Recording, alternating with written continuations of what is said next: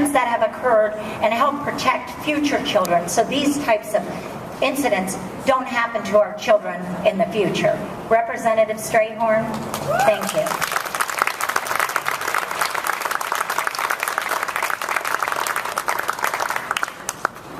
Thank you, Marie. Every time I see you, I feel like you should be sitting next to me in the State House when I see you.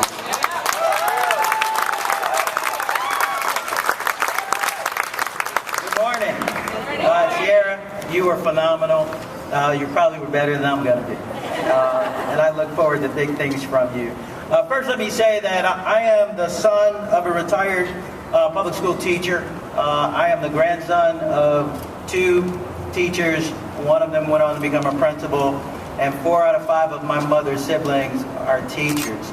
I don't need anybody to tell me about teachers or how hard teachers work. I grew up in a family of teachers, and I know what you do every day and how hard you work to make sure that our kids have a bright future, and I want to thank you for that.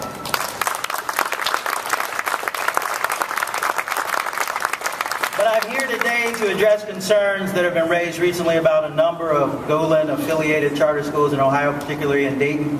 Our children have a reasonable expectation to receive an education in a clean, safe, and respectful environment. And we have an obligation to make sure that occurs. My daughter is almost 18 and getting ready to go to college, but I can tell you, I worried constantly when she was a little girl. And the things that have been alleged and that is going on in these schools is a parent's worst nightmare.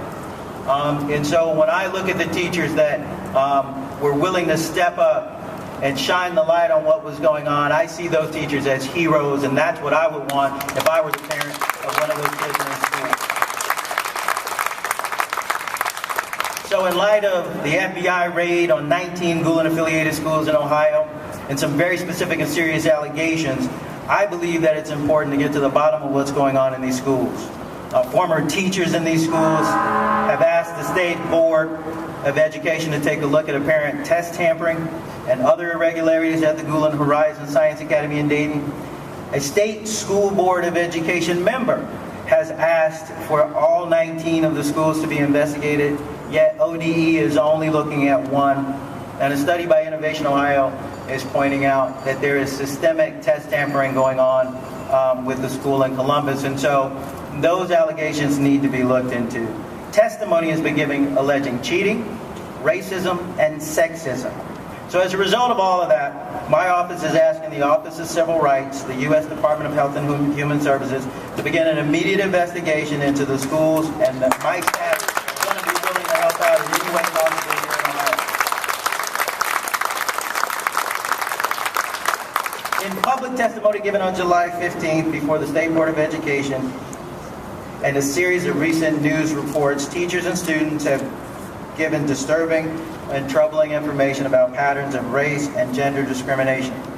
The Office of Civil Rights is very versed in conducting these types of investigations, and I am confident, I have a high degree of confidence that they will do a professional job and make sure that we get accurate information about what's going on in these schools. We as your representatives, a lot of times people act like government is something different and distinct from you. In America, you're the government. I'm your employee. We as your representatives have an obligation to look into this stuff on your behalf. That's our duty to protect the rights of teachers, to protect the safety of our children. We want and will ensure that the safety and well-being of students and staff alike are preserved in this great state. So I want to thank you guys for what you're doing. Keep pressing.